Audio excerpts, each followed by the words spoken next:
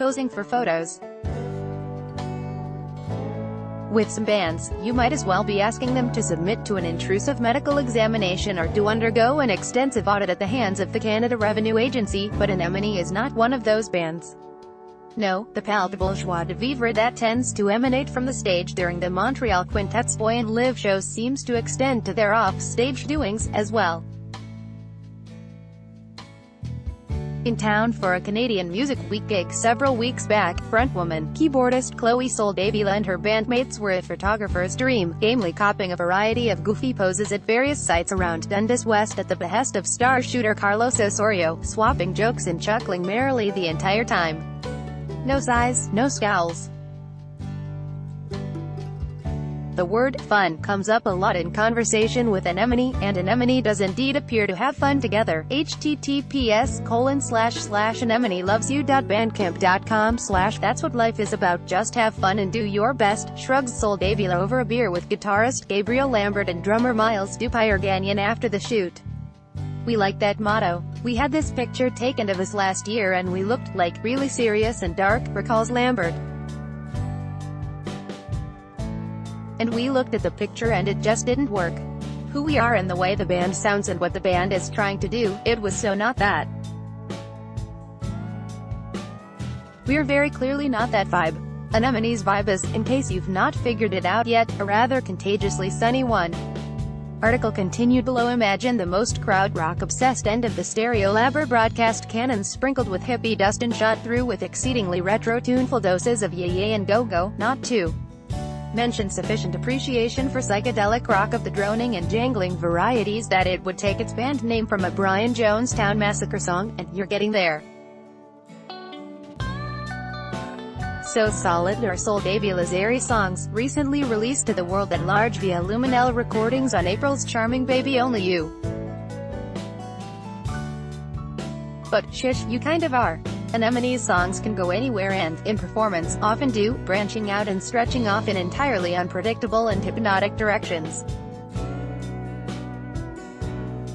"We get really zoned out," concedes Soldevila, who began Anemone on her own a couple of years ago but quickly realized she needed a band to bring her songs, and subsequently convinced Dupire-Gagnon and Lambert to strike up a new project in addition to their day jobs in shaggy Montreal psych outfit Elephant Stone.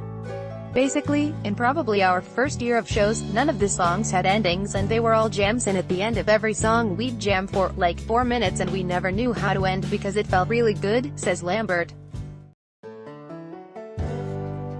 "So those were our first shows. There were no endings. None of the songs. I loved it," laughs Dupire-Gagnon.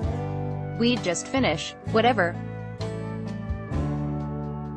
We'll finish when we finish. There's lots of layers and that's what's making, I think, the LP really hard to mix, and that's what's taking such a long time, but everything was always there.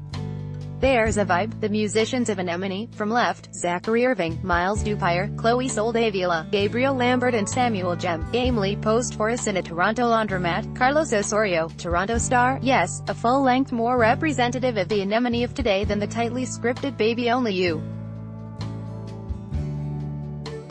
First, there's a lot more gigging, including a show this Thursday at the Horseshoe Tavern. Then it's a matter of taking that smashing live show, which proved quite a hit in Austin in March while the band was making the rounds at South by Southwest for the first time, to as many people as possible throughout the summer, with numerous festival gigs at events including Guelph's Hillside Festival on July 14th, and Sudbury's River. This is still a relatively new project.